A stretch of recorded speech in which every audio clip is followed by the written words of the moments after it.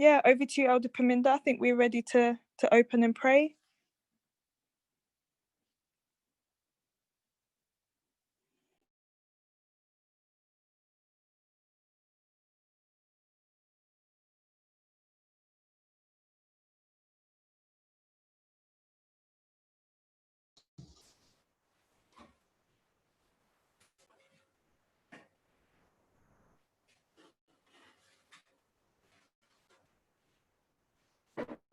Let's pray.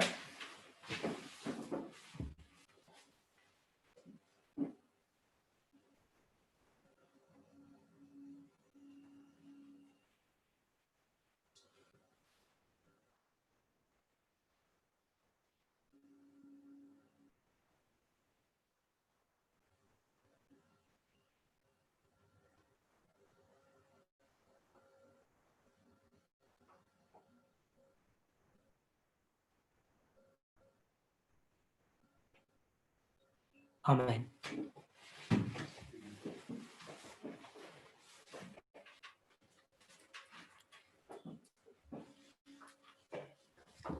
welcome everybody to today's study.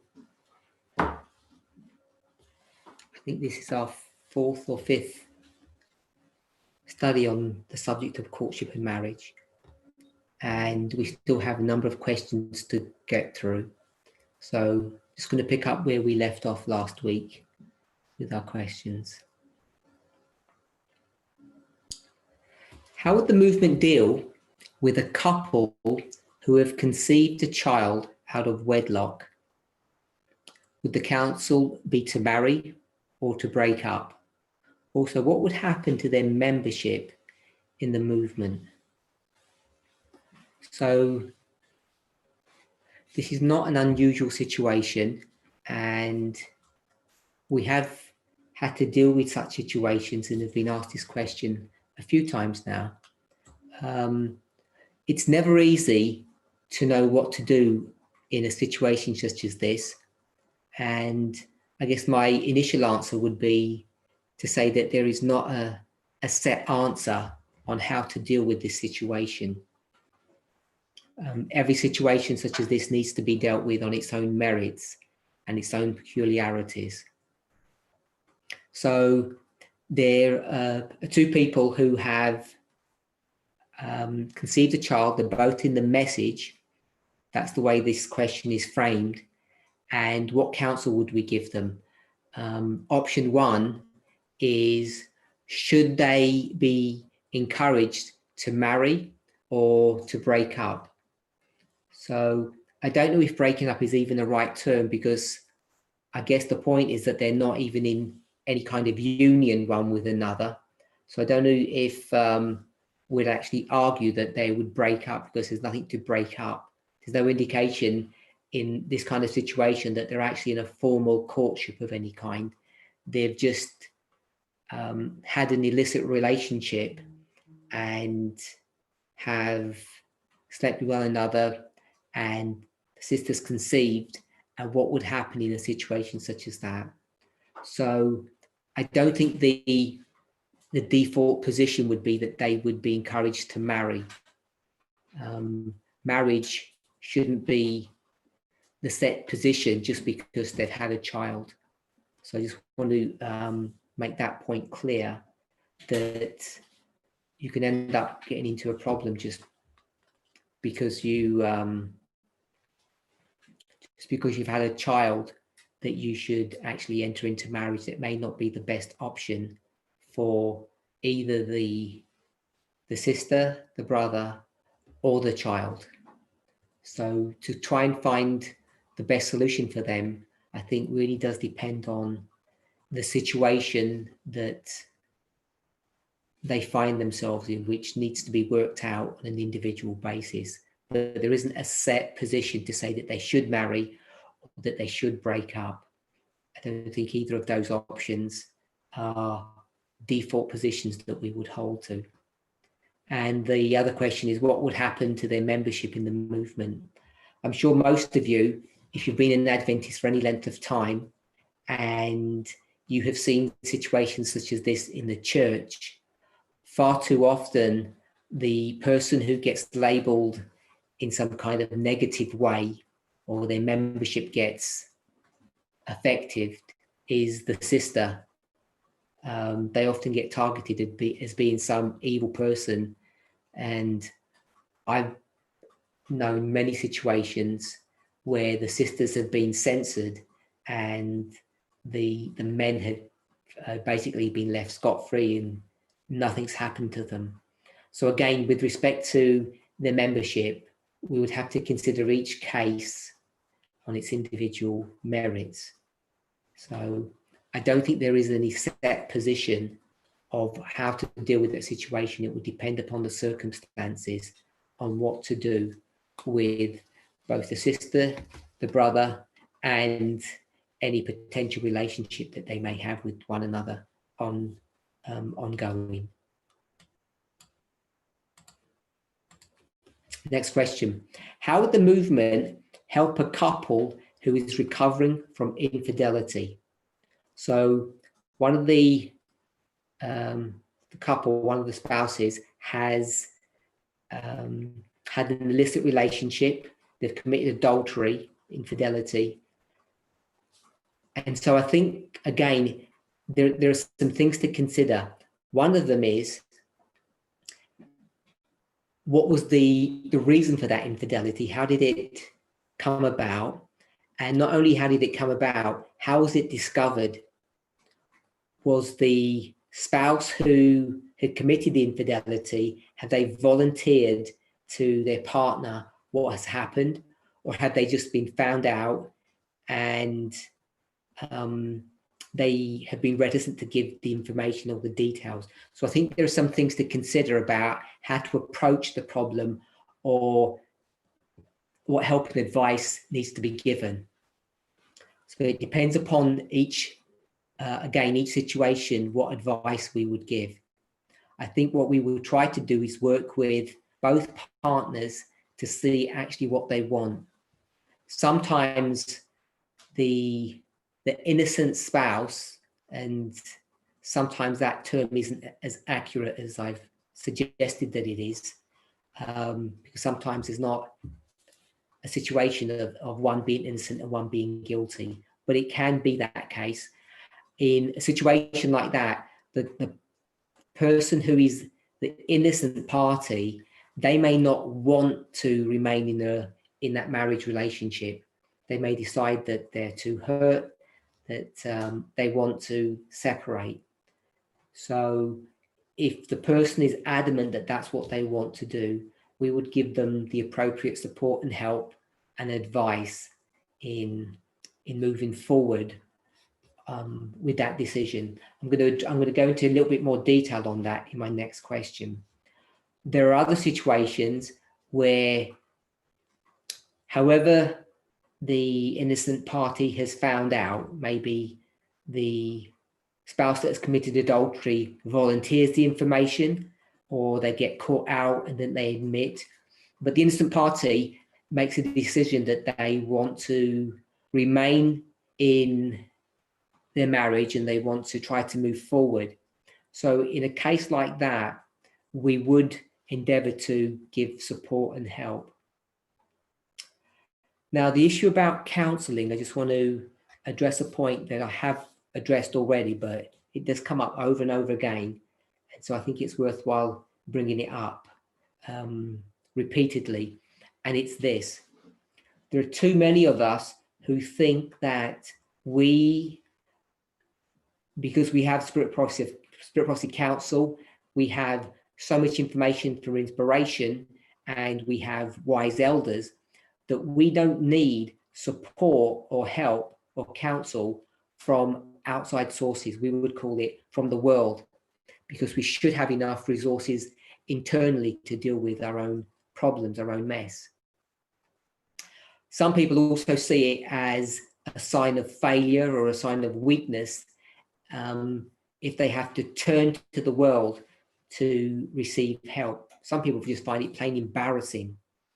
So separate to all of those concerns or worries that people may have, I want to make the following point. I think psychology has come, the science of psychology, if you want to call it secular psychology, has progressed quite far in recent years, to the degree that not only are they able to help people in a meaningful and real fashion, more than that, there are some psychological, if I can call them techniques or methods, whereby the proponents of these methods claim that people can actually be, I'm going to use the word cured. People might take offense or may question that term. If you find that too strong a term that people would be cured, at least you might accept that they would be, people could be really helped, and they, to the degree that they can completely manage their situation. So I'm pretty confident that that is reality today in the 21st century. 100 years ago, that may not have been the case. The science of psychology was quite new, it was immature, just as many fields of medicine were. And in that generation, comparing what Christianity had to offer, particularly Adventism with Ellen White's counsel, if you compare that to what the world had to offer, it was like night and day. And you'd be perhaps foolhardy to go to the world to try to resolve your difficult situation, which would be some kind of mental situation, or in this case, some kind of psychological issue. But things have moved on in the past 150, 200 years. And we've got to a place that in many ways, science has caught up. Now, it's not just in the field of mental health or psychology, it's also in the field, obviously, of nutrition and fitness.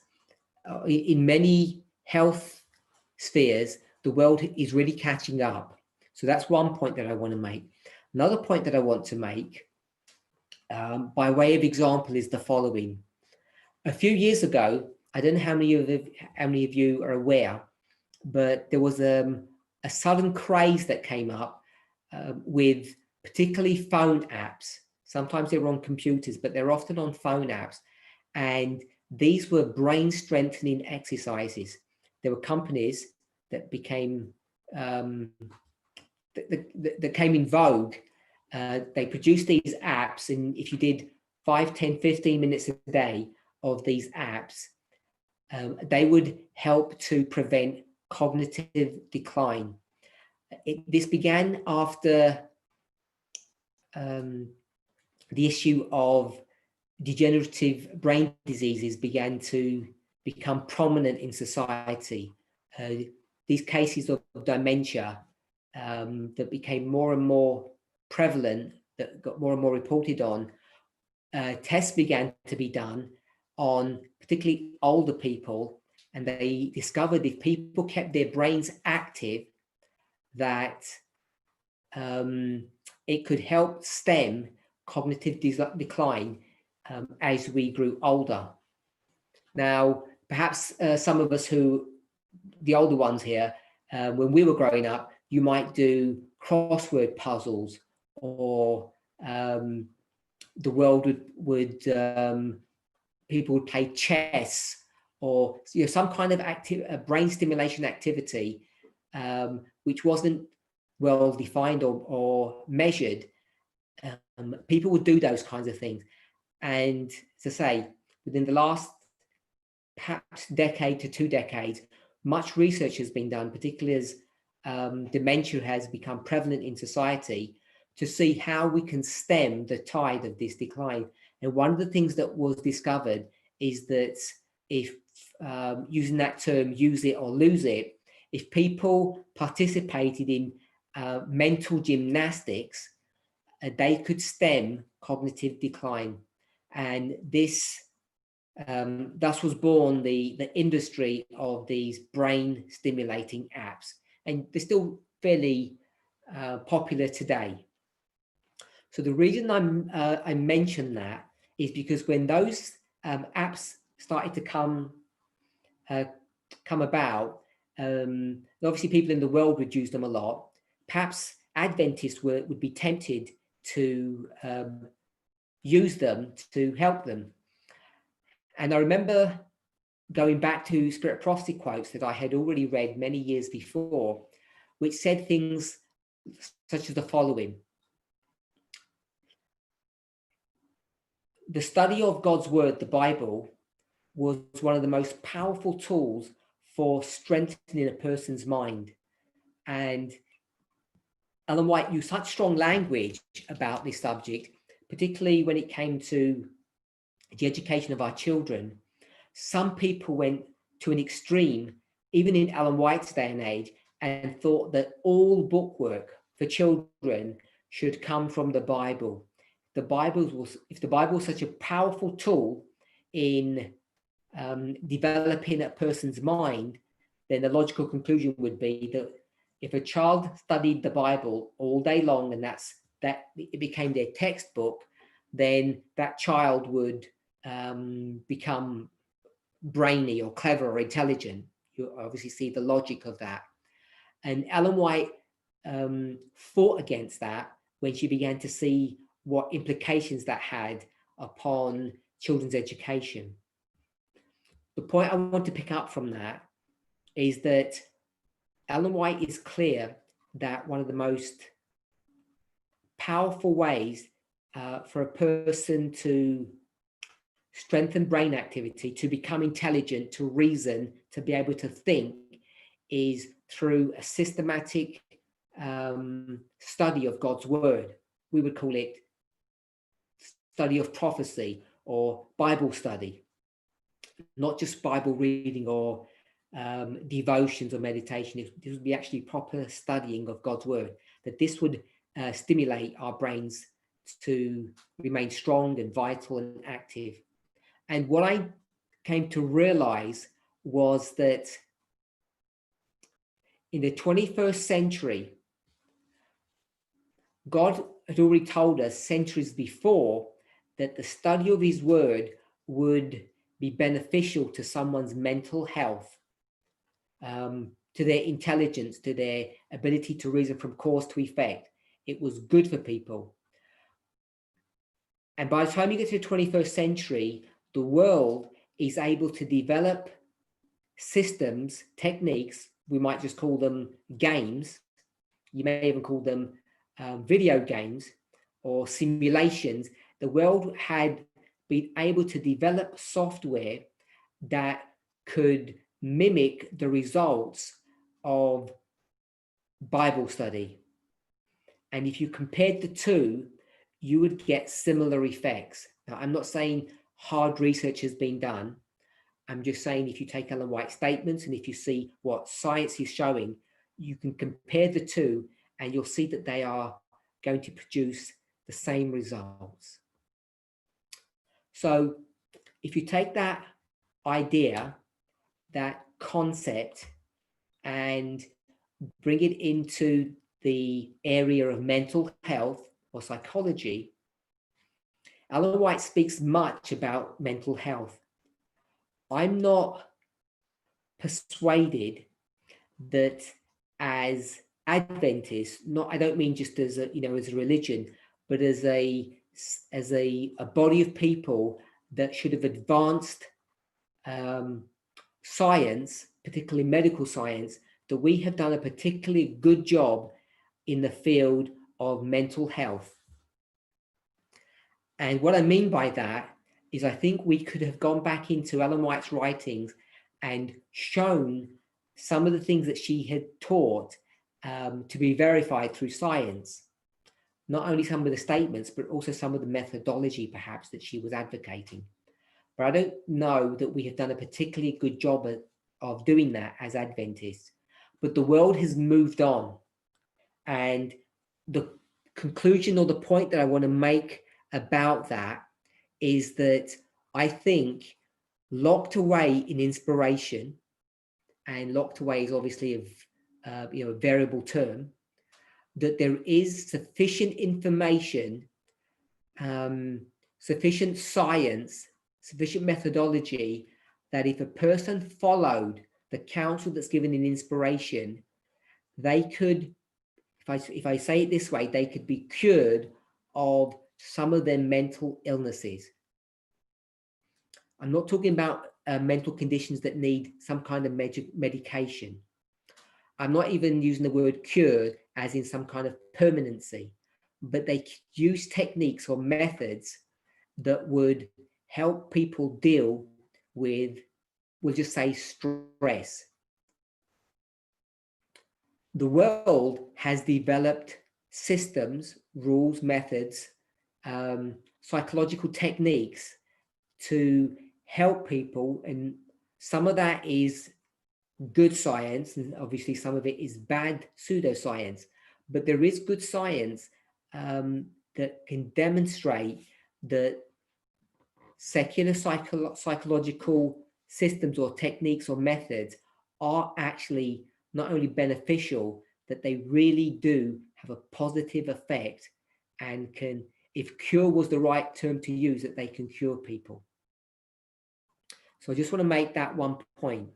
So I'm going to give another example to this. Now, so that I don't get misunderstood, I'm not advocating meditation or yoga or any of those arts. I'm not trying to do that in the least.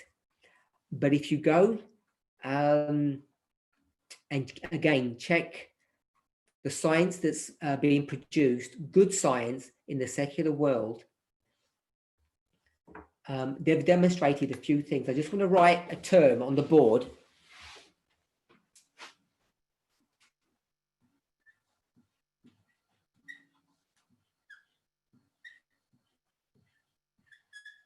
Blue zones. Some of you will have already heard about this. This is not something new. It's in the popular press, this term blue zones. A few years ago, I'm sure you've all heard of the magazine or the institution called National Geographic. They produce a magazine, and they decided to do a series of articles on why people live longer in some places of the world than other places. So they did research on a number of groups of people, and they picked the top living societies, the ones that had people in their group that lived the longest. There was a group in Japan, in Okinawa. There was a group in Sardinia. There was a group in, can't remember which South American country, but they could see these places in a number of different locations in the world, different societies. I want to call them closed societies, that they were well contained. And one of them was a Seventh-day Adventist in California. And they began to research these various groups. I've mentioned 4 there. There were more. I think there may be 5 or 6. And at the end of this research, they call these zones, these zones where people lived long, blue zones. So if you were to go into Google and you typed in blue zones, you'll see YouTube videos, articles on this subject of blue zones. That's just the title that they ended up giving to it. And the person who was doing this research, this investigative reporter for National Geographic, ended up becoming quite famous about this. I think wrote a couple of books on it, and was invited to do presentations across the world, really, explaining his the research that he had done, and he began to be able to give advice to normal people on what they could do to live longer. And obviously, you know that these, if we just think about the Sardinians, the Seventh-day Adventists, and the Okinawans in Japan, you know that they're completely different races. You can imagine that the diets that they eat are completely different, and they're all completely different religions. So what they try to do is they try to find what was common about these societies. And there were a number of things that were common. I want to just give 2 that stuck out the most. and the two have nothing to do with food or what they would eat, which is what many people might think. And also, they have nothing to do with the amount of exercise that people would partake of. So it's not exercise and it's not diet. I know most of us know about the natural remedies and the 8 natural doctors, or 7, depending on how people count. And most of them are all either diet related or exercise related. So, something like that. How you breathe, the sunshine, air, all those kind of things, what you eat, water. But they found that the common thread amongst those people were not specifically about how much exercise that they did or the diets that they ate. 2 things that stuck out. One of them was social relationships. They discovered that social relationships was a key factor in longevity. And the other one was, I'm going to call it some kind of religious practice. And that religious practice, I just want to use a singular word, which is meditation. You might call it your prayer life. Another people might call it meditation. They may call it yoga. It comes under different terms, but this quiet time that people would have, whoever they were worshipping, whatever they were doing, they discovered that this was a common theme amongst all these groups, these blue zones that lived much longer than the average population of the world. So all I want to say is, if you just look at the mechanics or the mechanisms of what happens when a person meditates, you might call it praying, has this ability to enhance health. Now, people might find this shocking or troubling or worrying, because you can imagine that those people in Okinawa, they're not Christians and they're not praying to Jesus. They may be meditating to a rock or to a spirit. The people from Sardinia are almost certainly Catholic, which is Christianized paganism, to give it, a cruel or ugly term. So the point I want us to see is that even if you're worshipping, if I can say it in this really crass way, even if you're worshipping idols, you can still reap all the benefits of praying to the true God, Jehovah. And people might find that shocking. They may find it offensive. They may find it erroneous. I want to suggest otherwise. I want to suggest that the science, which I think is true, accurate science, says the opposite. Now, this is not a statement about eternal life, not a recommendation that, whatever you worship is going to be good for you. If you just take from the perspective of longevity and the effects of, a prayer life, if you prayed for 20 minutes or whatever time period you do a day, you sat quietly and thought about God, you reflected upon your behavior. There are other groups that do the same thing, and we would call that idolatry or false religion. They produce the same health effects. So I've given a few examples as we come back to this subject, and I gave those examples to make one point, that secular psychology is not bogus science. Whatever we may think, however negatively we may think about these things, they are not some evil, wicked thing in the way that people, conservative Christians, portray them to be. The other problem that we have is, if you took an elder in the movement who had wisdom, for want of a better term, and you trusted them, and you wanted to receive marriage counseling from them. Can you imagine how many cases this elder in the movement has dealt with that deal specifically with marriage breakups? Maybe 5, maybe 10, certainly not 200. Even if you went to a pastor who had, perhaps been a pastor for 30 or 40 years in the Adventist church, I doubt very much that they would have even had 200 cases of 200 say adultery cases or divorce cases in their time as being a pastor. They certainly would have had a fair few, but they may not range into the hundreds. Now, if you went to a psychologist who had specialized in the field of marital breakups or relationship breakups, and they'd be practicing for 10 years, and this was their job, they could have seen 100, 200, 300, 500 cases.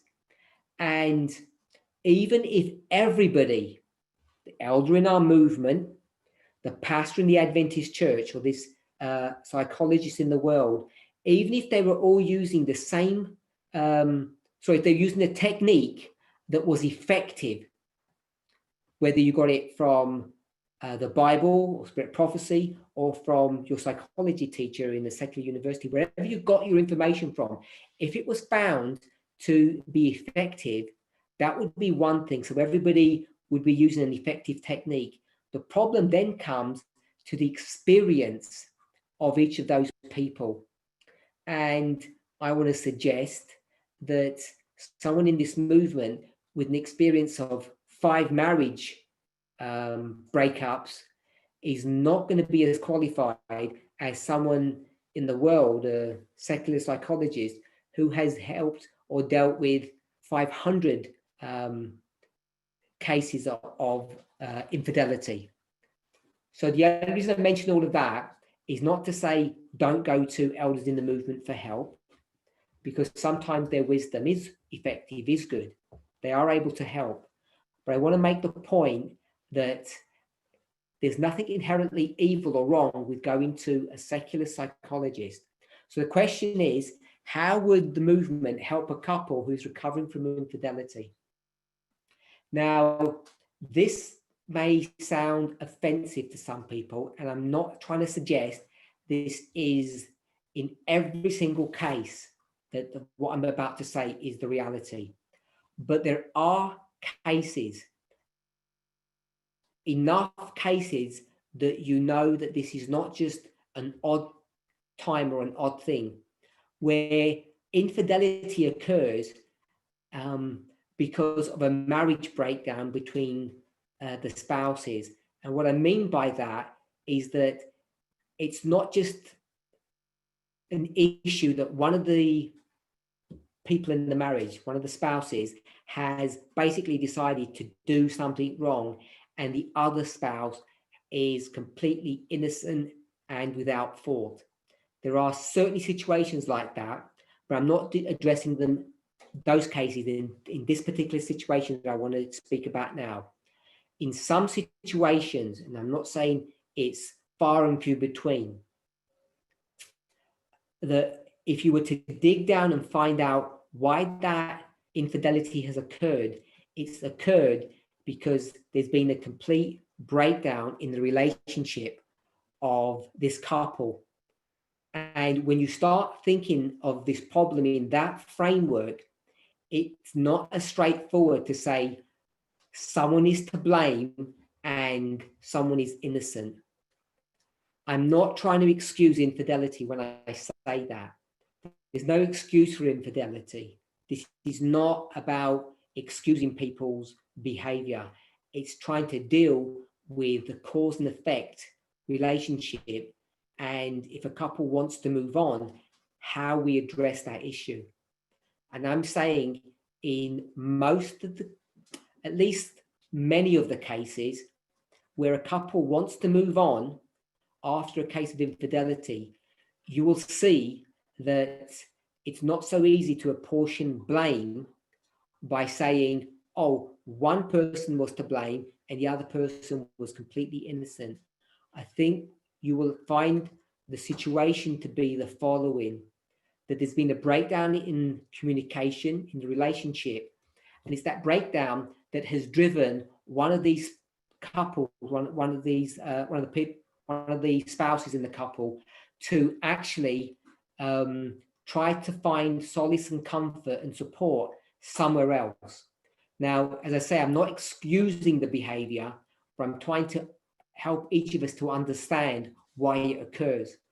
And if you can see that, if a couple actually want to try to recover their relationship, they want to try to help or fix it, if we can speak about it in those terms, then there has to be a recognition that the damage in their relationship is not caused by a singular person, the one that's committed infidelity. It's actually occurred because somewhere along the line, there has been some kind of breakdown between the two parties, between husband and wife. And it's that breakdown that has caused one of them to seek for support or help elsewhere. Now, I've dwelt upon this subject repeatedly over the last few weeks, and it's the following. The thing that drives most human beings most of the time is this desire for affection or attachment, or we normally just call it love, affection, warmth, love, whatever term you want to give to it. Human beings are driven to seek for this. It's just like we're driven to seek for food, we're driven to seek for water, we're driven to seek for affection.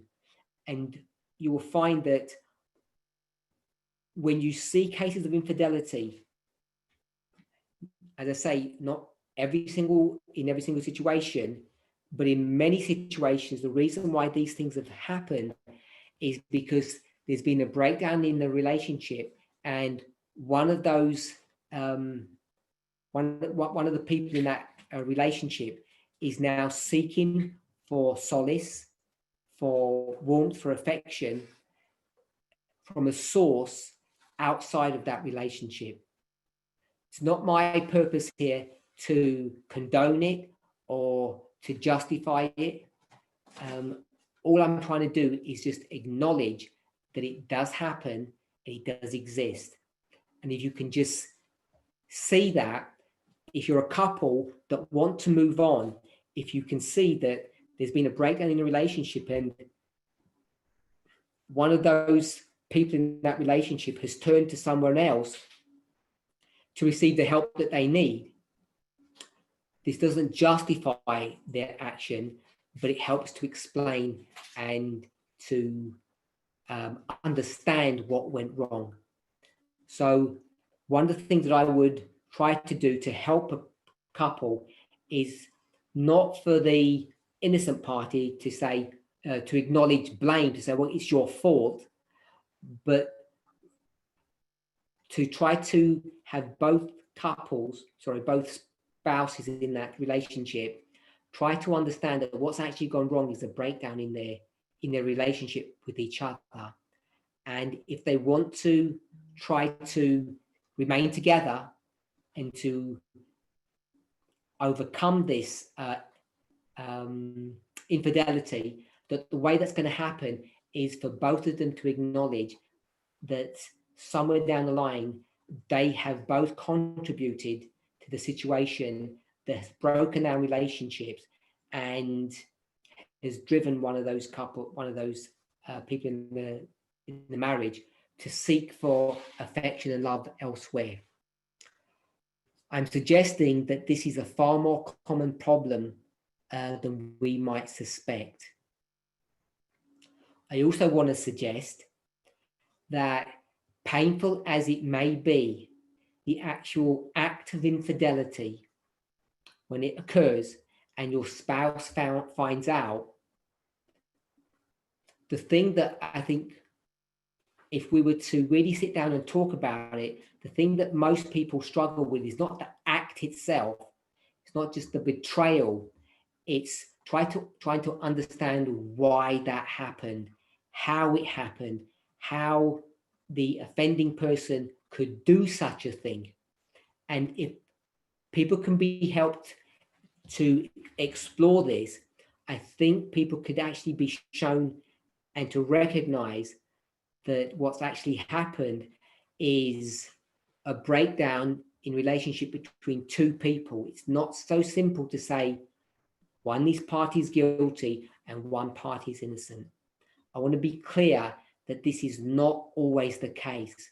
So when it says what help we can offer, I think it really comes down to the issue, comes down to a couple being honest with each other, of trying to work through what went wrong and a willingness that they want to remain together. If one of the spouses is unwilling or unable to do that, then there's very little help that we can give. And that leads me on to the next question. Are there any other grounds for divorce apart from adultery? For example, abandonment. And the answer is yes. There are other grounds for divorce. Besides adultery, besides abandonment, and abandonment is a stretchy term because abandonment can mean a number of things, but I'm assuming the person is talking about physical abandonment, that your partner just leaves you. The other major one, which we have, which is coming to vogue now, particularly in the movement, is abuse, whether it's physical abuse, mental abuse, or physical, mental, or verbal abuse. Abuse on any level. This is grounds for divorce if it's sufficiently bad, or if the person that's being abused desires to go down that road. I think we would support that. So if someone's committed the infidelity, there may be the desire on the innocent party to look for divorce and to move on in life. So what I want to clear up is the distinction between divorce and remarriage. Now, the questioner said divorce. Just want to clarify a point. When we speak about separation and divorce, really they're similar terms, they're synonymous. So I'm using the word divorce in a legal term. If we were to talk about separation where a couple no longer live together, perhaps this person means abandonment. So there are many grounds for separation. All I want to identify, for me, when I answer these questions on divorce and separation, is to so you understand the terms that I'm expressing them in are the following. Separation is where two spouses who were married move apart from one another and live separate lives, completely separate. Now, they can do that on a voluntary basis. They can go into their banks, split all of their finances. If they've got a house, they can sell the house. If they have children, they can agree who will have custody of the children. They can do all of those things. Now, the difference between coming to a consensual position on this separation and divorce is that if you divorce, it becomes a legal document. And that legality offers you certain rights and certain protections. And this is one of the reasons why in the movement, we advocate civil marriage. It's not to say that we shouldn't have a religious ceremony, but we should have civil marriage. And what I mean by that is marriage that's recognized by the state. And the reason for that is that it affords you legal rights with respect to future benefits and financial security in your wedding, in your marriage. And if you're going to divorce, the reason you would divorce is again to afford you those same legal rights that both occur when you marry and both occur when you separate, when you join together and when you separate. Things like pension rights, things like savings, things like future earnings. All of these things have to be thought about when a couple are separating. And to do it properly, you should receive legal advice, which would mean that you really would need to be divorced. So you have a legal separation. That is the way I want to term divorce. So there are many grounds for divorce. But when we talk about divorce, what's often attached to divorce is remarriage. At the moment, in the movement, we have not grappled with the idea of having many grounds for remarriage. The Bible teaches that the only grounds for remarriage are death of your spouse or adultery. They're the two grounds that the Bible affords us for remarriage. So I'm just going to leave it there where inspiration leaves it, that remarriage is not the same as divorce. Remarriage is not the same as separation, and divorce is not the same as separation. So you can separate for many grounds. The reason why you would want to divorce is to make that separation legal so that you can be afforded certain rights and protections in the eyes of the law once you separate. And that's the reason why people would get divorced on more than grounds of adultery or death. So I hope that answers that question. If a person divorces without biblical grounds and remarries, how would the movement view new marriage? So our current understanding is that the grounds for remarriage are infidelity, or the spouse that you have left have already found another partner, and therefore that original marriage is null and void. If neither spouse has found a partner, then remarriage at the moment is something that we currently don't see an open road path towards. There's no way that we can find, as far as I'm aware today, that a couple could, that someone could remarry, except on the grounds of death or adultery. But as the Lord opens light, we're not sure where that will head. I'm not trying to anticipate something. I'm just telling you my current understanding is that the only grounds for remarriage is adultery and death. But the grounds for divorce are much, much wider.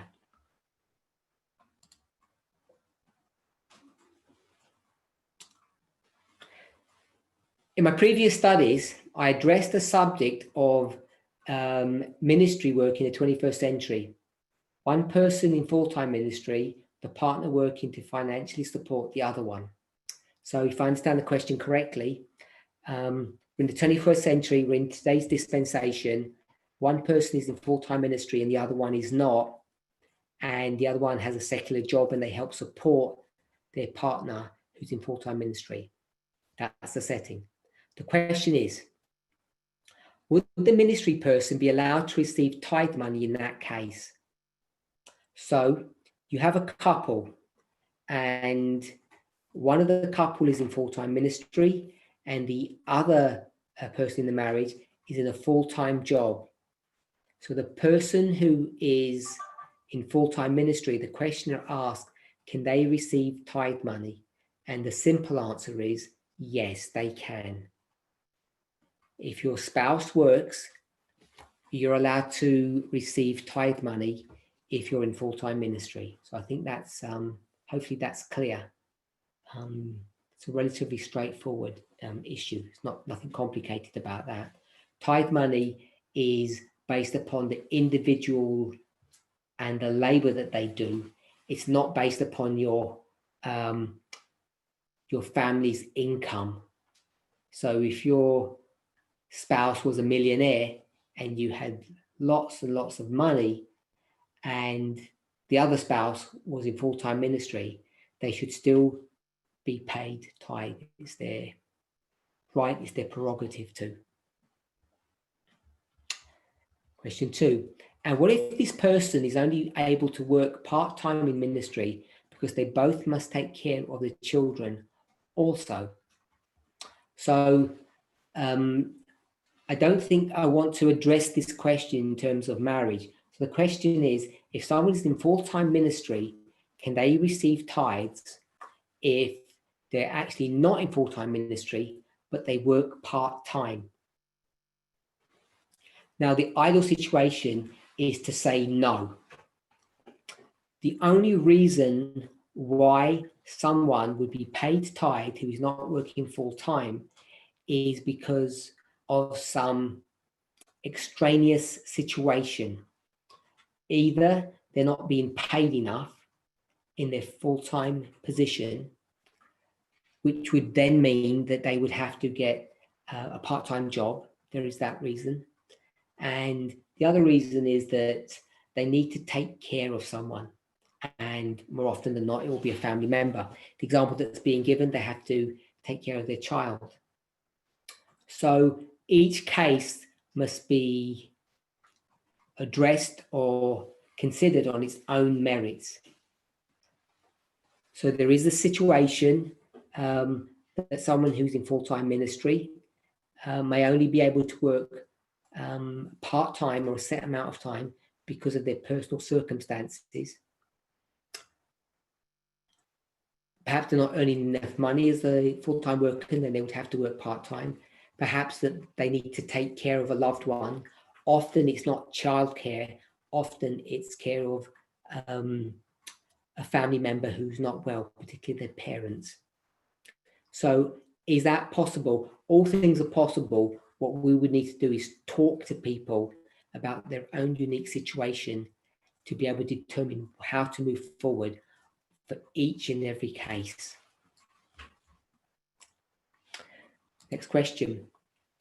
Is country living for families still something recommended if the circumstances and finances allow?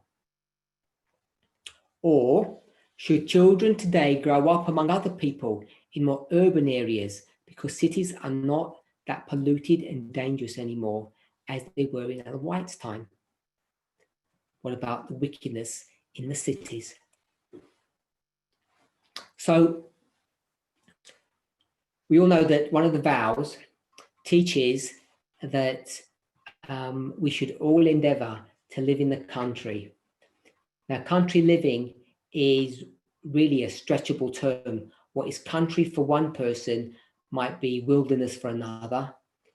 And what is essentially city living may be a small rural town or hamlet, which many people might think is country living.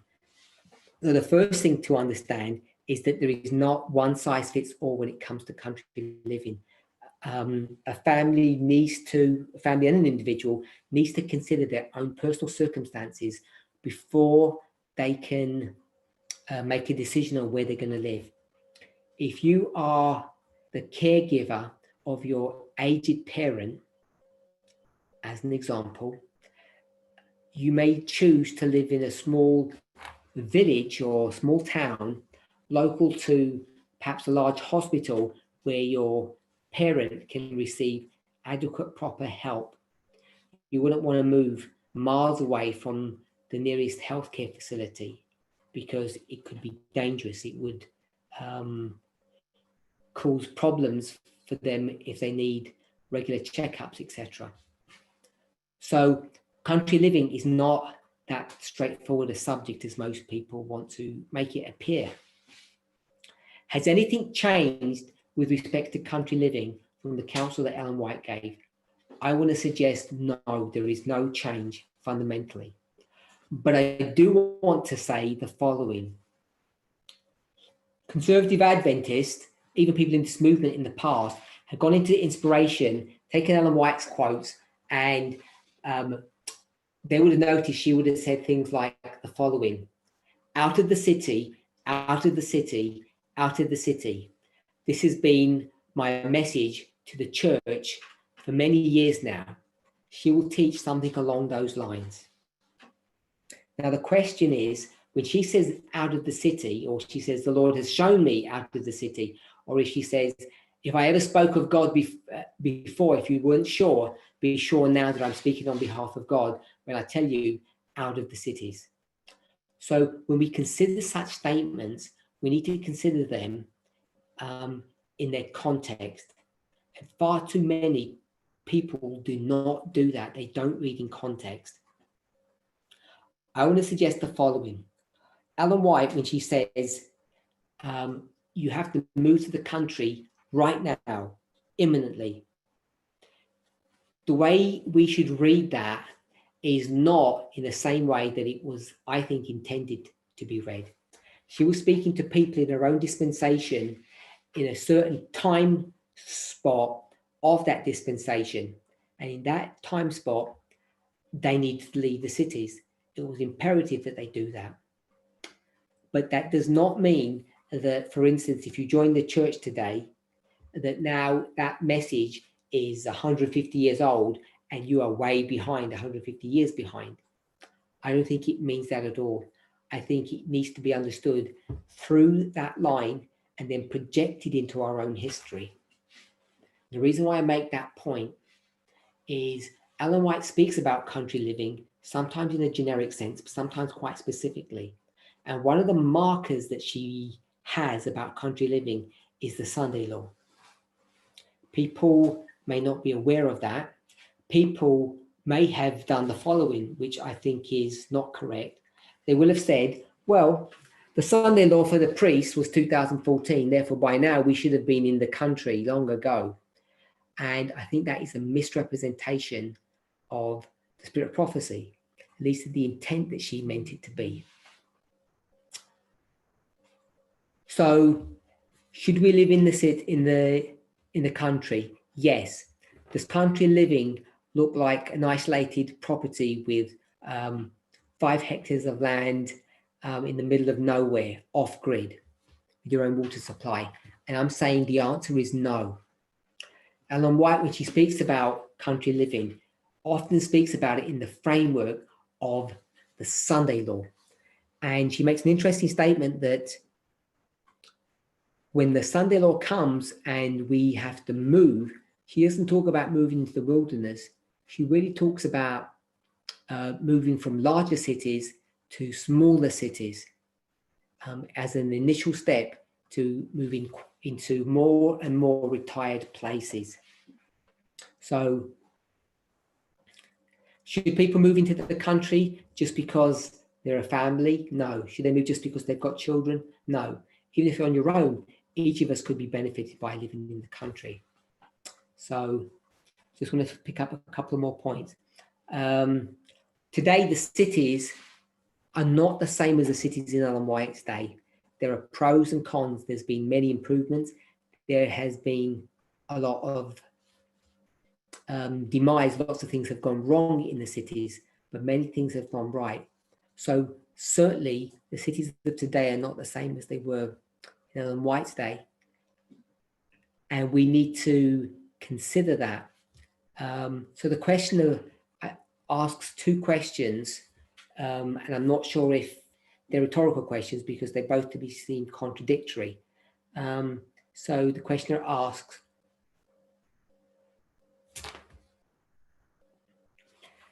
cities today are not as bad as the cities in Ellen White's day. They're not as polluted, they're not as dangerous as they were in Ellen White's day because essentially we have police and fire services. They contain or deal with most of the mess that we have. So the big cities are not as dangerous as they were in Ellen White's day. That's one proposal. And ask a separate question, what about the wickedness in the cities? So there is wickedness in the cities, but today cities are quite big and you don't have to live in a part of the city that is filled with wickedness. There certainly are parts, but we wouldn't have to live in those parts. Can we find something nice in the country? Yes, we can. There are plenty of nice places. So in summary, I want to say this about country living when it comes to families. There is no counsel to retract our position, which is Ellen White's position, that it's God's will that we would live in the country as and when we're able to. We shouldn't rush into it. So we've addressed that.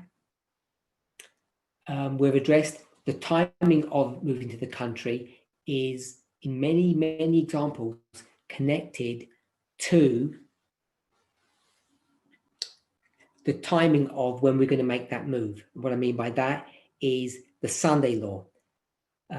Moving to the country is connected to the issue of the Sunday law. Ellen White's quite adamant about that. We would move to the country whether or not we had children. If you do have children, the imperative is greater because of the mixing with the world that happens in cities. Is living in the city dangerous? Yes. There is much pollution and there is a lot of wickedness there. But there are places, even in larger cities, where you can be relatively free from persecution, relatively at peace. Having said all of that, this is not an attack upon country living. We still hold to the vows that country living is something that is recommended in the movement.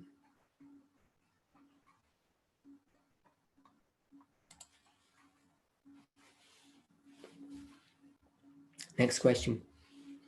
If you are in a physically abusive marriage and the other person has not changed, despite several attempts to work out things, can you get a divorce? I know Matthew 5:32 is used as the scripture reference for divorce. So let's have a look at Matthew 5:32. Matthew 5:32 says the following. But I say unto you that whosoever shall put away his wife, saving for the cause of fornication, causeth her to commit adultery. And whosoever shall marry her that is divorced, committeth adultery. So it speaks here about putting away one's wife. And the grounds for that, as we've said, is adultery.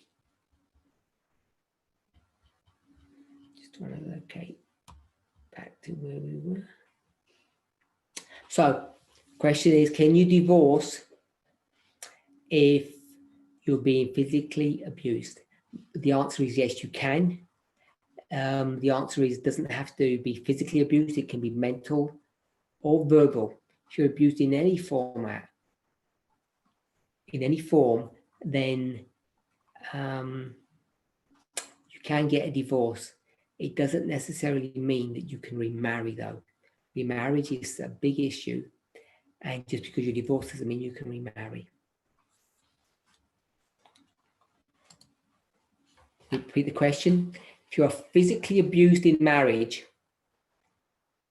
and the person that you're married to doesn't change, despite you trying, can you get a divorce? And we're saying, yes, you can get divorced.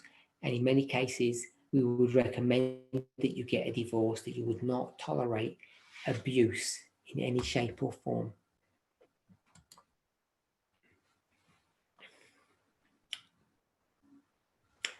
What is an appropriate way to manage funds between a couple in a household? So you're married and you have income.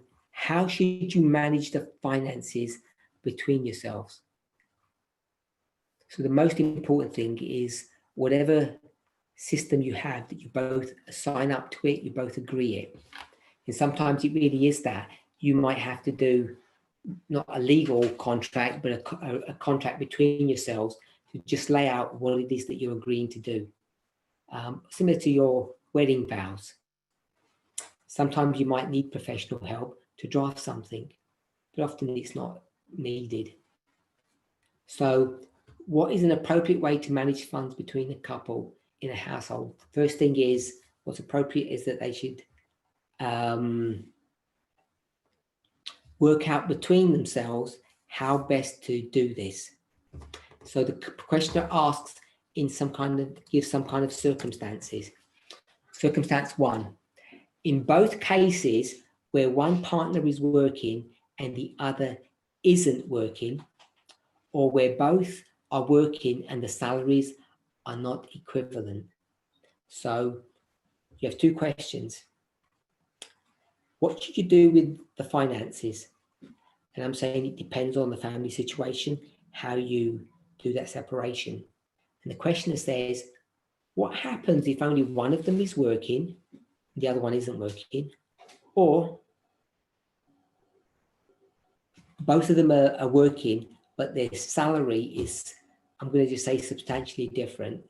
The writer says they're not equivalent. I don't think anybody would argue if someone was on 49,000 and someone was on 47,000, there's not much of a discrepancy. But if someone was on 15 and someone was on 55, there'd be a huge disparity. And the 55 person on 55,000 would perhaps be concerned about sharing their money with someone on a much lower wage. So the questioner asks, what is appropriate? I want to suggest, first of all, transparency is appropriate so that each of you know how much the other earns. I think having a budget is essential, a budget that both of you have agreed upon in your marriage relationship, and that you review that agreement and always maintain to repair it or stick to that agreement. I think it's always the better option, if you're going to marry someone, to share your finances, by which would almost certainly mean a joint bank account. Some people don't have a joint bank account. Some people have their own separate account and a joint bank account, and they apportion their money in that way. So different families have different ways of dealing with this.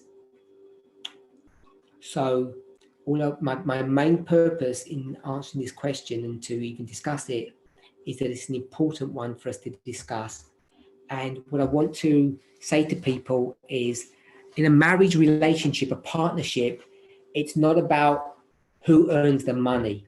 So if one of the spouses earns money and the other one doesn't, the one that's earning the money can't turn around and say, well, I earned all the money and therefore you receive nothing.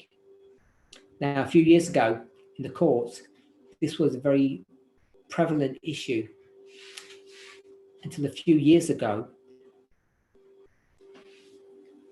when it was deemed that in a case of separation or divorce, when the couple would separate, if one of them had been earning for 20 years and the other one hadn't earned any money, the courts would then be in favor of there still being an equal or 50-50 split between the finances. And this should give us a clue on how to behave. So whether or not one spouse works and the other one does not, obviously it depends upon the reason, but 99.9% there is a reason for that. And often it's because the couple have chosen to do so. Then to me, it would be reasonable and it would be fair that the way you manage your funds would be together.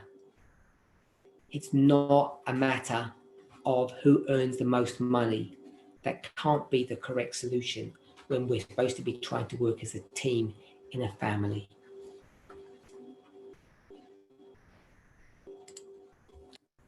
Next question. Is there such a thing as incompatibility, or is it always due to a reluctance from one party to make things work? So I think actually there is such a thing as incompatibility. I think it exists, but maybe it's not as important or severe as we might think. So what could make a couple incompatible? In fact, first you'd want to ask, what would make a couple compatible before you would try to address the issue of what makes someone incompatible. So when you find someone and you want to enter into a relationship, what you need to ascertain is, what is it that you like about this person? There must be something that you find in this partner that you appreciate, that you like. And I want to call that, in a very simple way, compatibility. There's something in this person that you appreciate, that you like, and you find is compatible with you. Now, I don't know how many of you are in courtships currently, or have been married, or are thinking of being married, but I'm sure we all know that there are tests that you can do. There are many tests, but compatibility testing that, again, I think are relatively effective, or at least relatively useful. They're not going to be definitive, but they do help to steer you in the right direction if they are run properly and they're a good test. So that's the first thing I want to say, is that is there such thing as incompatibility? Yes, there is. There's some people who are just not compatible one with another. But I also want to suggest that it's not as common as you might think, this issue about incompatibility. Most of us are flexible enough that we could be with a range of different people. I don't mean at once, I mean that we would be compatible with, that would make good partners for us if we just pursued them and gave that relationship a chance. There's another question, perhaps we'll get to it next week, I'm not sure, that speak to this issue of whether or not there is this single person in the world for me, this Mr. or Mrs. Right, just for me, and that I just need to find them and everything will be okay. And this issue of compatibility or incompatibility, it's really a similar issue, which is reworded. So is there such a thing as incompatibility? There certainly is. But I don't think it's as marked as some of us might think. Is it always due to reluctance from one party to make things work? That may be the case, but I don't think it's always the situation. I think it's always the case that people don't get along with one another, that they're incompatible in the way that I've suggested. So the question says, is it always due to the reluctance of one party to make things work? And I'm saying it's not.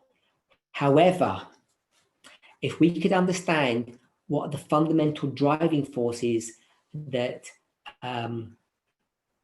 that each of us as human beings need, and if we just think about affection and love, the desire for companionship, we think about those things as the undergirding principle that drives every single one of us, then at least there is a partial issue here that the reason why couples don't get along with one another is not because they're incompatible, it's because there's an inability. The questioner says they're reluctant. Sometimes it's not reluctant, sometimes it's an inability for one, often both of the partners, to be able to actually behave properly. And what I mean by that is, as the questioner asked, to make things work. Sometimes both spouses are not willing to make things work, and they're not willing to make things work because I want to suggest that they don't understand how relationships work, because they don't understand the nature of humanity, the nature of man. Not because they're necessarily incompatible. We know that incompatibility isn't really a reality, because there are far too many situations where people have married and then not long after, either rightly or wrongly, they find someone else.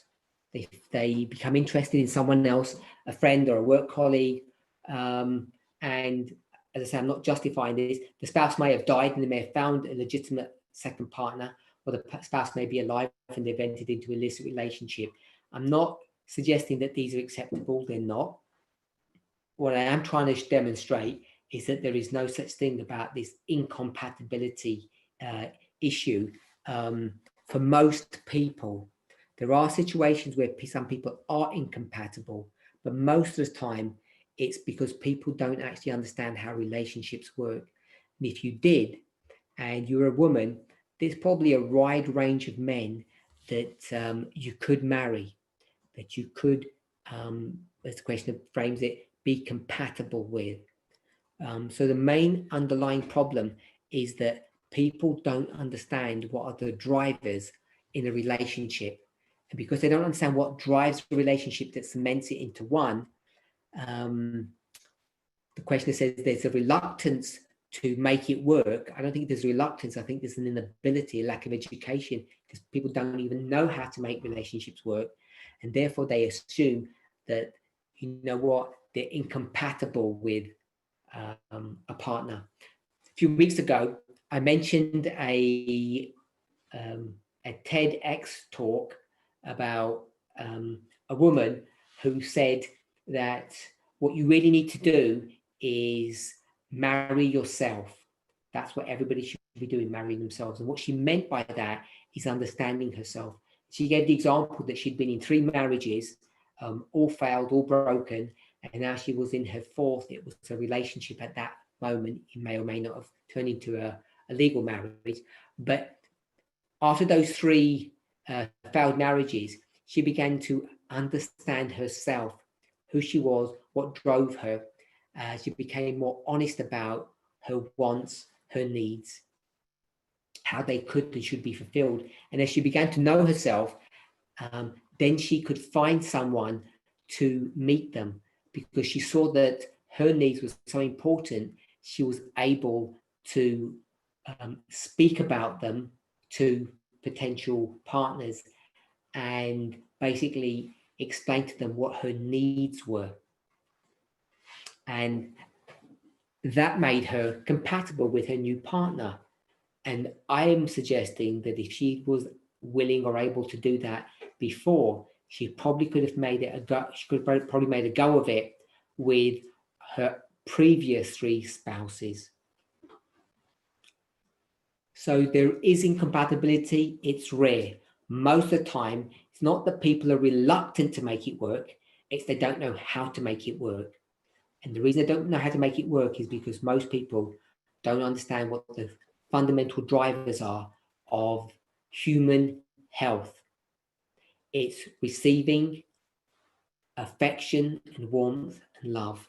And if we all understood that and were able to give it, I think we'd have fewer broken marriages, and this idea of incompatibility would be a much rarer thing than it currently is. Next question. What should a couple do if childhood issues are conflicting with the relationship during a courtship? Should couples still try to get married to work things out? I don't think marriage is going to work anything out, to be honest. I think if someone, first of all, I want to say this, that for someone to actually recognize that they have childhood issues is a major step in the healing of that individual, that actually make that recognition. The second thing is, or the second point is, if not only they recognize it, their spouse recognizes it. So you both recognize that something happened in that person's childhood, which is affecting the way they behave today. So I think both of those two things, if that was happening, you've made some major breakthroughs. And the third thing is, if that could happen before marriage, that would be almost miraculous. So if you can understand what's happened in your past, you're able to explain it and explore it with your partner, and you can do all of that before marriage. That to me would be the ideal situation. So it says, what should a couple do if childhood issues are conflicting and the relationship conflicting with the relationship during a courtship? So for them to actually recognize that it is that, I think is a major breakthrough. And if a couple can go that far to actually recognize something, I think they'll be in a good place to actually address or deal with the issue. So the question is, how would they deal with the issue? And I think more often than not, they need to speak with a marriage counselor. There are good resources available. They help to guide you through an understanding of what has gone wrong in your life, what might be going wrong in your relationship, how people have misconceived ideas about how to deal with problems. So there are self-help books that are good. There are people in the movement that could help, but certainly there are people in the world who can help you to go through these issues. Should they still contemplate getting married? Sometimes they may want to put a hold on to that. More often than not, I suspect what happens is when the people begin to see the fruit of these childhood troubles, they wouldn't readily want to marry either of them, perhaps neither of them. So people should be really cautious about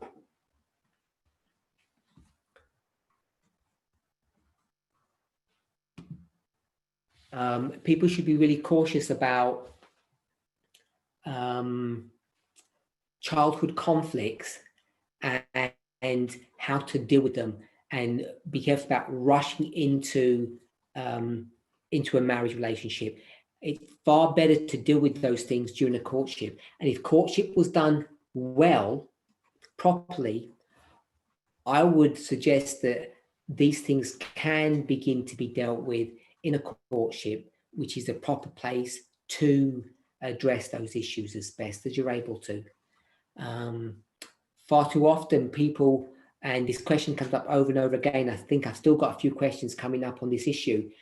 Part of the problem with being physically close with someone, it doesn't even mean you're sleeping with them, just having physical contact with people can make it difficult to address some of these issues.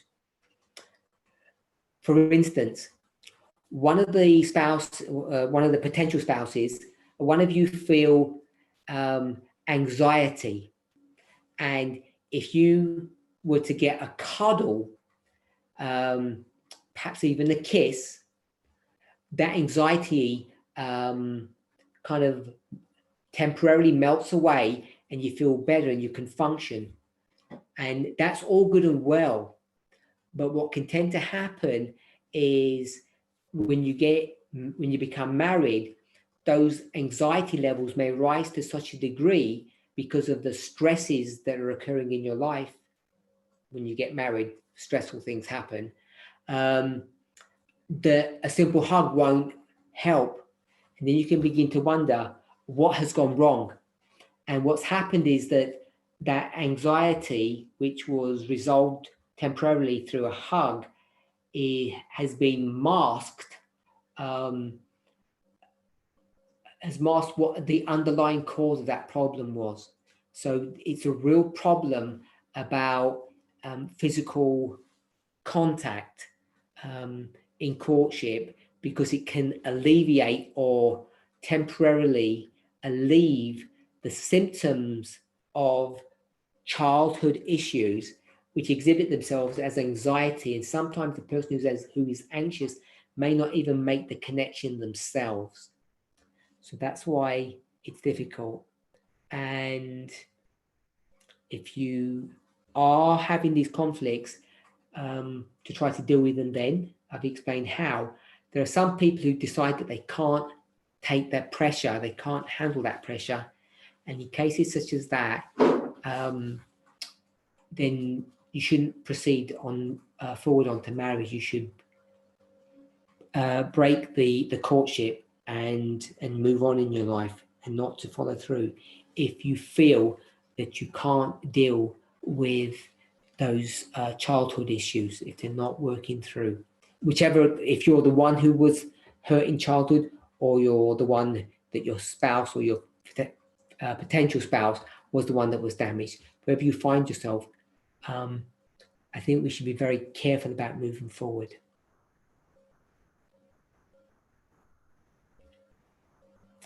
Next question.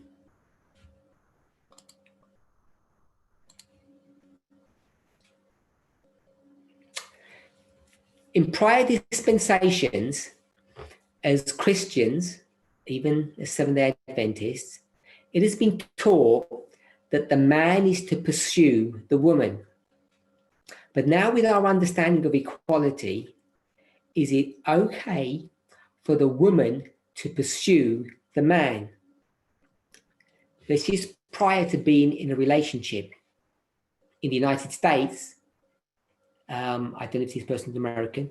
In the United States, especially among Christians, the woman is looked upon as desperate if she initiates a relationship with a man.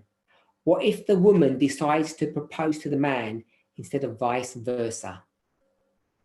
So, fortunately for this person, whether you live in America or a different country, first of all, I don't think there are huge discrepancies culturally on this issue, whichever continent you live on. But this person is going to marry someone who's in the movement, potentially. I don't know if this is a man or a woman, but it's addressed from the position of a woman. So this sister, whether she's from America or not, will be looking for a man, a brother, who's in the movement.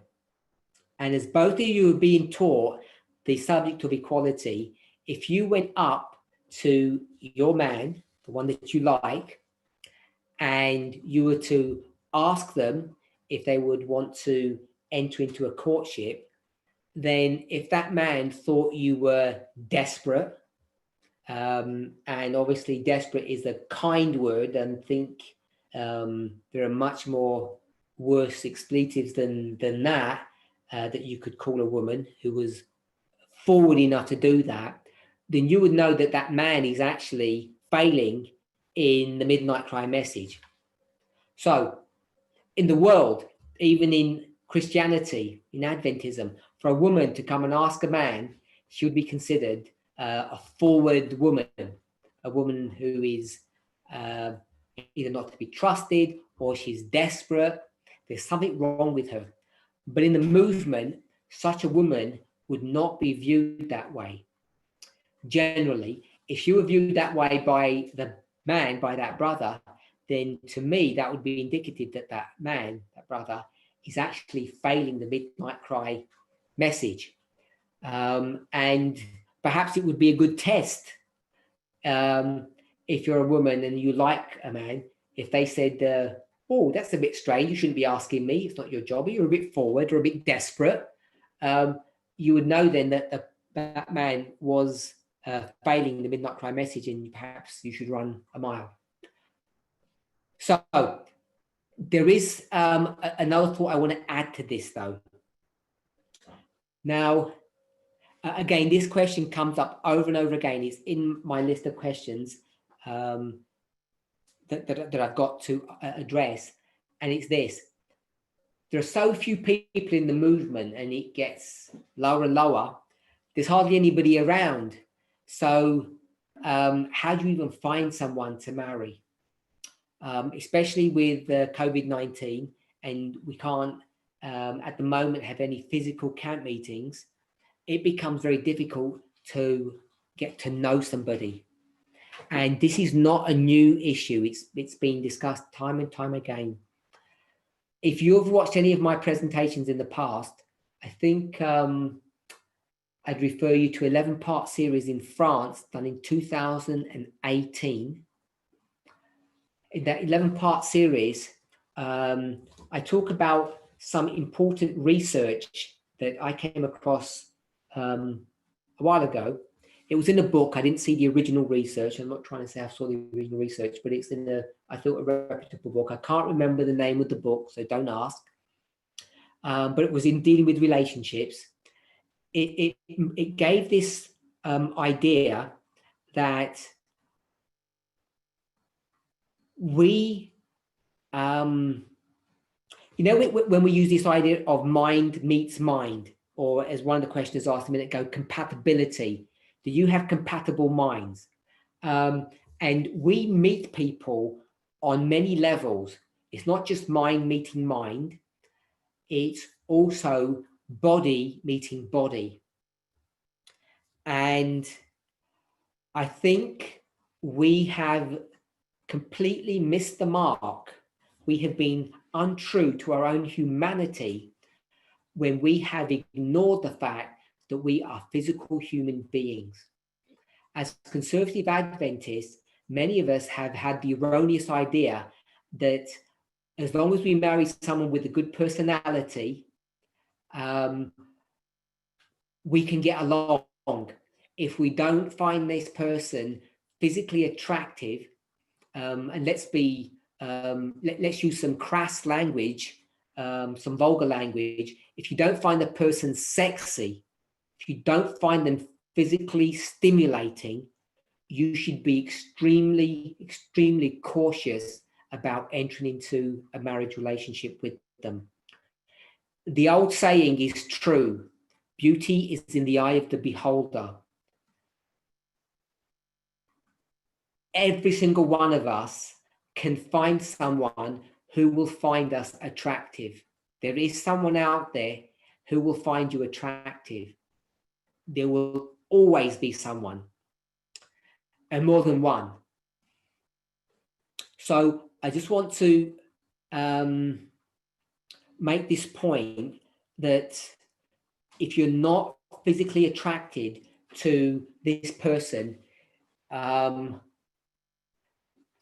if I wanted to say it mildly, I'd say you should be very cautious about moving forward. If I wanted to be blunt and honest, I would say that you should not move forward. It's an extremely dangerous proposition to enter into a relationship with someone that you do not find physically attractive. And you could, depending on what culture you're from, what country you're from, how old you are, there are different terms, whether you have a crush on them, that you fancy them. People might use the term that you have chemistry with them, or there's a spark. However you want, whatever term you want to use, these are all synonyms of the same thing, that there must be some physical attraction. If you don't have that, you'll get into problems, because I think it's denying a large part of our humanity. If you want to just take it as simple maths, if you think that our human nature is threefold: mental, spiritual, and physical, you're denying 1/3 of your humanity to ignore the physicalness of the person that you're intending to marry. And I would suggest that 1/3 in many ways is probably the most important, because it's where you first connect, and for most of us, it's where you last connect with a person. if you don't find them physically physically attractive, it's very hard to connect with someone. It really is difficult. So the reason why I mention all of that is in the studies on courtship and marriage that I did 2 years back, I made the assertion that when you meet someone and you find them attractive, you get an hormonal response, chemistry, whatever you want to call it, some spark happens, a twinkle in your eye, your eyes meet and something happens. You feel lightheaded, you feel good, your heart begins to race. When you start feeling like that, that is the first sign that this person has some level of compatibility, which is why I said before, there are some people who are not compatible, and I didn't address the issue of physical incompatibility. And what I mean by that, I don't mean a well-rounded man and a petite woman, or vice versa. I don't mean physical in that sense. I mean physical incompatibility in the sense that you don't find that partner attractive. You have to find them attractive. Without that, you will not have sufficient compatibility to take you through the ups and downs of life. Fortunately, all of us have a wide range, a wide variation in whom we would find attractive. People ask, I've been asked, am I more attracted to blondes or brunettes? I've been asked, am I more attracted to white women or black women? And an individual person may have some of those preferences, but I think most people, if they said, well, I really like blondes, if they found a beautiful redhead, talking about a woman finding a beautiful redheaded man, they could fall in love with them. They could find them physically stimulating and attractive. So even though people might think that they've got these preferences, in reality, I don't think those preferences are hard and fixed as some people think they are. But we do need to be attracted to people. And the point that I want to make on that is Ellen White uses this term, love-sick sentimentalism. Love-sick sentimentalism. And she talks about it in a negative way. I want to talk about it in a positive way. I want to say that love-sick sentimentalism cements a relationship in a way that nothing else can. It's essential to a marriage to have this love-sick sentimentalism, to look at your partner and be attracted to them, to be proud to be with them in public, not to be embarrassed or ashamed. All of these are facets are all clues that you really do like the physical appearance of this person. And why I say that is I think it's important that people, first of all, have that physical attraction. Now, what research has found is that this rush, this euphoric feeling, does not endure over the years. That people, when they meet someone, they find them, all their blemishes that they have, if you saw some for the first time and you just had eyes for them, you would not notice many of their blemishes. It would take you 3, 4, 5, 10 times that you'd have to meet them to begin to notice, to say, oh, I didn't notice that scar or that defect, or the way they walk, or an idiosyncrasy in the way that they speak, some kind of defect that you think, oh, that doesn't look as attractive. How did I miss it before? It's normal that you miss things. So science has shown us that this love-sick lovesick sentimentalism lasts a period of time and then begins to fade. And it lasts around 12 to 18 months. It varies from person to person, but it's around that kind of time period. So when you first meet someone and you think, wow, they are nice, it's far safer to wait 12 to 18 months before you ever did anything. What I mean by do anything, before you ever venture to even ask them to enter into a courtship relationship with you. And I think far too many people don't do that.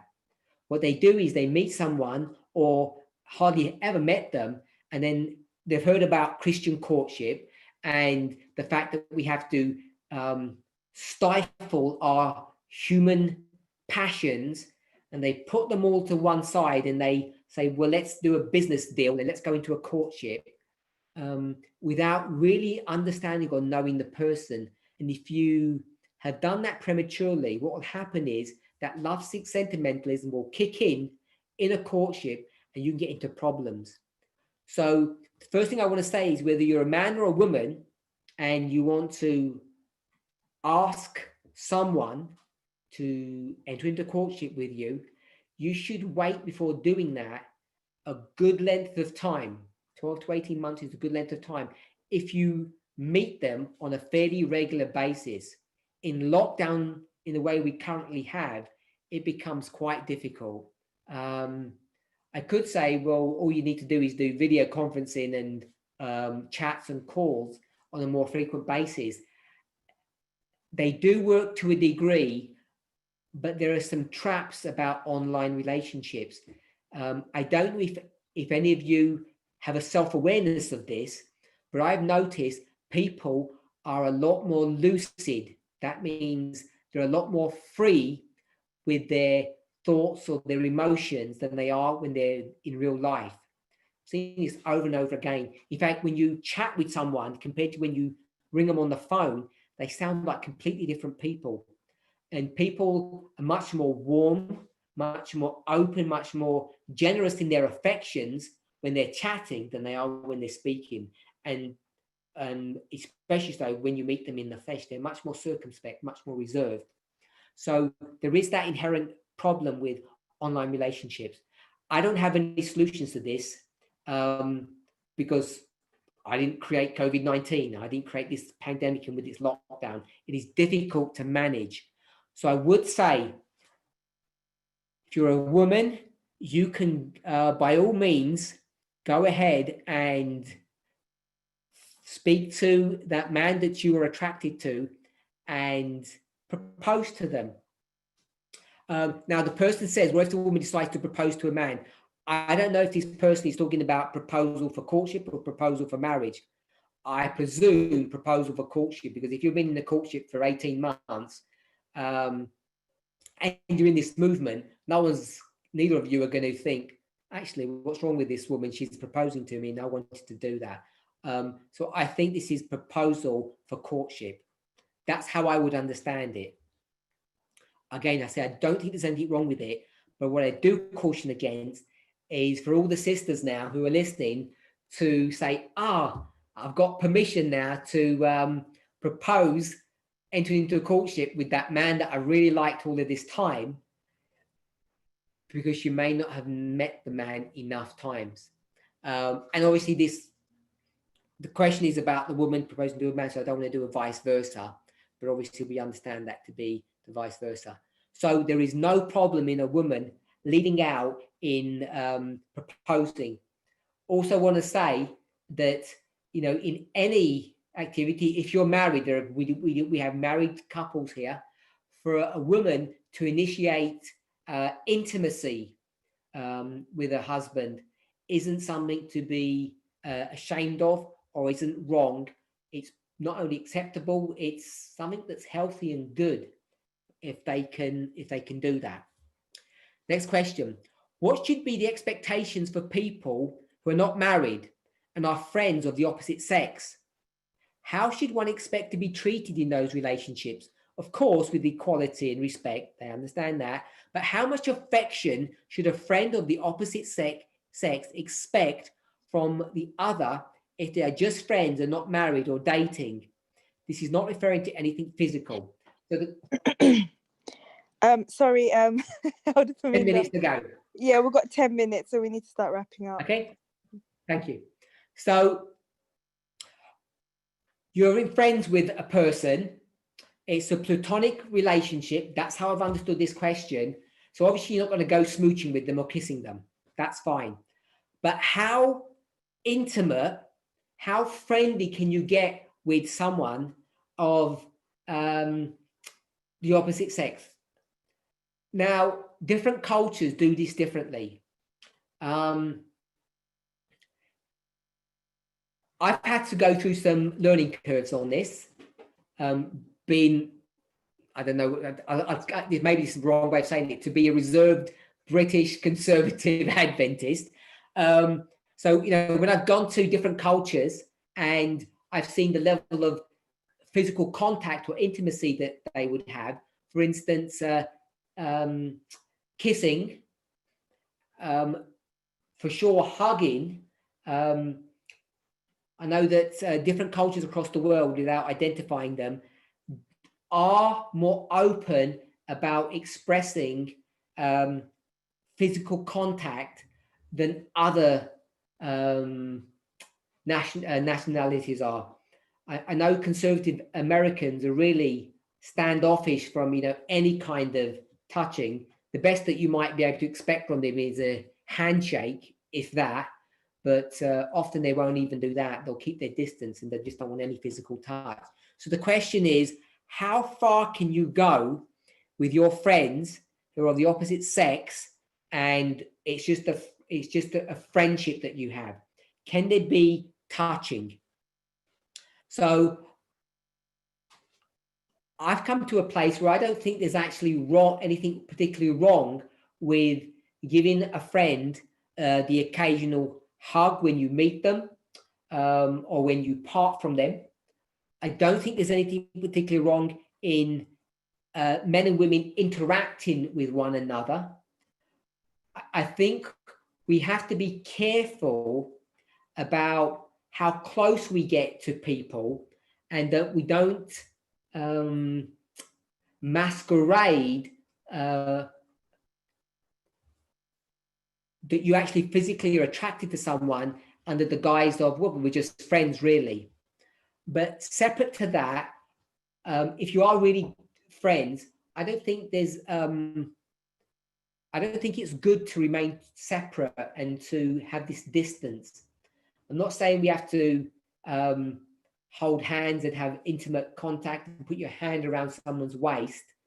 But I think being physically close with people, sitting next to them on a sofa, for instance, taking a picture where you're really close and you may even have your arms around, if you're a man, a female friend, I don't think that is sinful or wicked or evil. I know that in times past, in recent times, in fact, this has been looked on in a very negative way, and people have shunned and said that there's something wrong with people where they have taken pictures standing next to brothers and sisters, just taking a picture where they've put their arms on their shoulder or stood close to them. I really think much of that prudishness is actually detrimental and harmful. And I think it goes back to this idea that there should be as much distance between men and women as possible. And I want to remind us that just the Seventh-day Adventist, way back in the 19th century, this is in the Victorian age, and I know that's a British term, but most people understand what that means. Adventism is one of the major, if I could call them, organizations that believed in co-education, mixed education, where boys and girls would be educated together, that they weren't separated in boys and girls schools. And Alan White doesn't make a big deal about it. It just seems to be something that happens. And I think that should be a real clue to us about the advantages in men and women, boys and girls, actually mixing around people of the opposite gender so that they actually understand and know them. I think it's a tragedy where we have young people, and I think it's can especially happen in homeschooling situations where you have people of one gender where they actually never even get to properly interact with people of the opposite gender. So if you have a family that has got two daughters and they're living in the country, it may be very rare that they would ever actually, or it may never happen that they properly learn to interact with boys, and vice versa. And I think that is actually detrimental to them. It's not something that's positive. So I think this idea of keeping people separate from one another is not a good idea. If you were to ask how many men in this movement understood how a woman's body operates, I think boys, you'd find that men have pretty much no idea about how things work. Even husbands don't. You can find couples who are married, perhaps for a decade or longer, that the husband doesn't even understand the reproductive cycle of a woman. This idea of a woman's menstrual cycle or her period is like a taboo subject that people feel ashamed to talk about, that it's something that's dirty. So it's all this idea that everything's sort of tucked away and made to look shameful and bad. I think it's harmful. If there was 10 people, 5 boys, 5 girls, and they were, I don't know, 16 to 24-year-olds, and they're all mixing together, they're all friends, and a sister said, "Oh, I'm not feeling well. I've got a tummy ache." A boy will say, "Oh, did you not eat something?" Instead of the girl saying, "Oh, actually, I'm on my period and I'm not feeling well," instead of just saying what she's feeling, she'll say, "I've got tummy ache," either expecting the boy to know or trying to hide what's actually going on. And in the past, I've actually said, "Oh, did you not eat something, or you've got a bug or something?" And then it sort of takes a second to actually click. She doesn't have got a tummy bug. She's on a menstrual cycle. And if she was a close enough friend, I'd ask, "Why don't you say you're on your period? Why don't you just say that?" It's always coded language that I think is actually not healthy about expressing our humanity. We seem to be ashamed of our bodies, and I don't think it's anything that's good. So I know there's dangers about spending time with people of the opposite sex, but I think the risk-reward ratio, for me, I would say that it's safer to be more physically open with your friends than many of us are. I don't think it's wrong to do that in the way that too many of us think that it is wrong. There is a common phrase or term, the one or true love. How do we know who the right one is? Is there such a thing?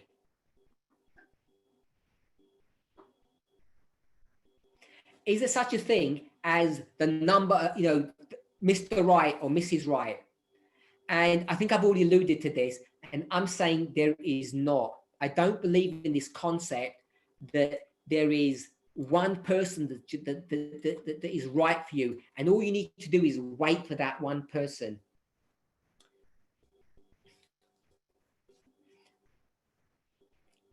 People use this term often. I find it sometimes frustrating, sometimes confusing.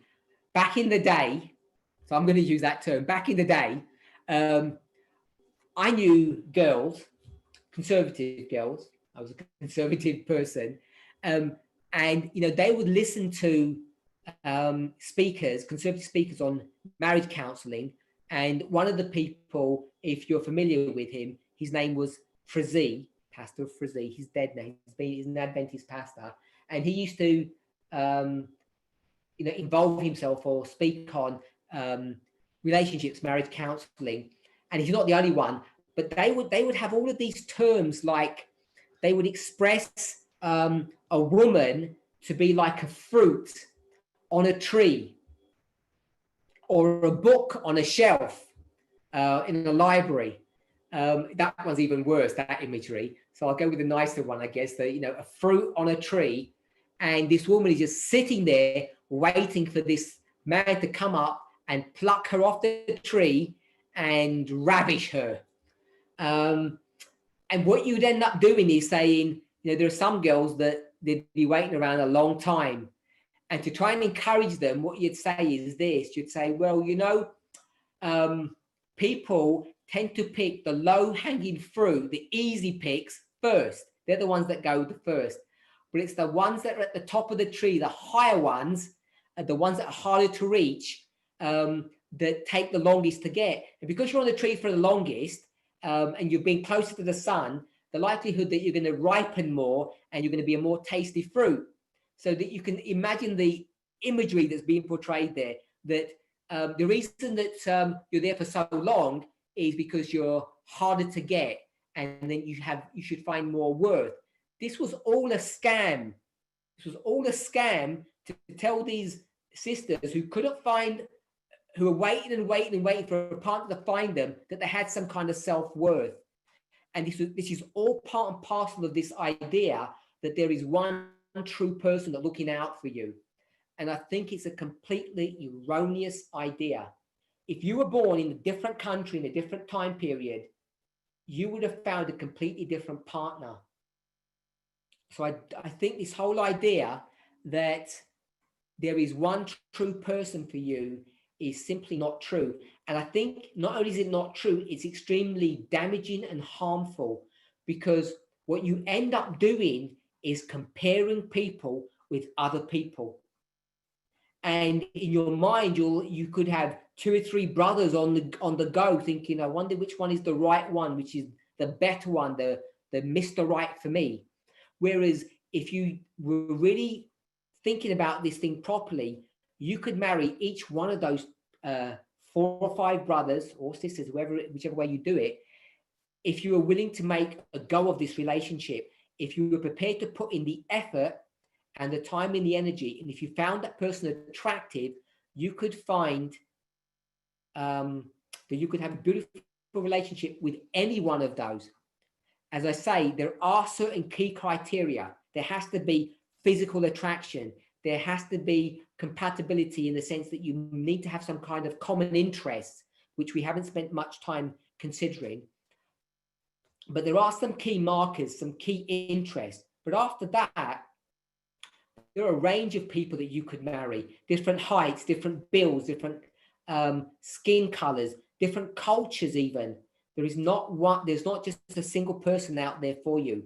And I think it's a futile attempt if you are waiting for Mr. Right to come before you say yes. I don't think life actually works that way.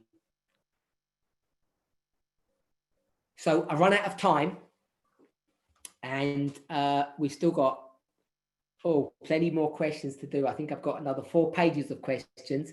I do try to spend time answering these questions in a bit of detail. Sometimes I repeat the theme. I know I'm repeating a question which is one or similar that I've answered before, but I do that to repeat the idea so it gets reinforced in our minds. It's not just the fact that we've got new people, so it's not an accident where I'll bring up a similar question and answer it. So I don't want to rush through these questions. As long as there's an interest in the movement to speak on these subjects. So I really appreciate if you can give me feedback. As long as I get enough positive feedback that people are being benefited, I'll continue to speak on this subject. And once the interest dies down, I guess I'll go back to prophetic subjects. Not that this is not a prophetic subject, but I guess you know what I mean. Not specifically dealing with relationships. I'll go on to external events or something. Once people begin to lose interest in this, if that happens. So I appreciate your feedback. if you benefited or find a blessing in these studies. Oh, and I know it's too soon to say, but if you find a partner and you get happily married and you were blessed by these presentations, please let me know so I can announce it, that I can say, you know what, these studies actually had at least a positive outcome for one couple and it made a difference in their lives. Wouldn't that be really nice if we managed to get to that place? Okay, so with that, 3 minutes over time, and I want to apologize for that. So if you could all join me in prayer.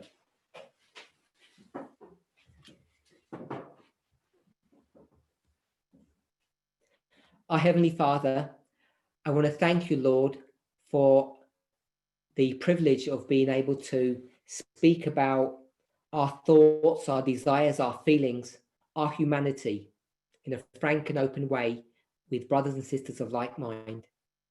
Lord, we know, I know by the questions that I have already had in the past, the questions that I have received that have not yet been answered, that there has been such a pent up emotion in this movement, in the hearts and minds of brothers and sisters who have wanted to ask questions, but they have not been willing or able to do so. And that these questions now are being poured out, desperate to be answered in this new environment that we find ourselves in this new culture that you have afforded us. It's my hope and my prayer, Lord, that the questions and the answers themselves will prove to be a blessing to each and every one of us. And that whether we are single, already in a courtship, anticipating the courtship, or married, that each of these different groups would be blessed by the material that we're considering and the studies that we're doing. Please continue to guide, bless, and direct us. We ask and pray in Jesus' name. Amen. Thank you, everybody.